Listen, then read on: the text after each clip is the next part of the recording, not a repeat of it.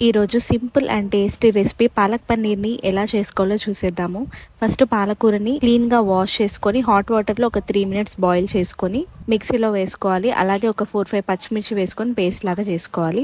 ఇప్పుడు ప్యాన్లో oil heat చేసుకొని అందులోకి ఆనియన్, పసుపు, అల్లం వెల్లుల్లి పేస్ట్, అలాగే మనం మిక్సీ చేసి పెట్టుకున్న పాలక్ ప్యూరీని యాడ్ చేసుకొని ఆయిల్ పైకి తేలేంత వరకు కుక్ చేసుకోవాలి.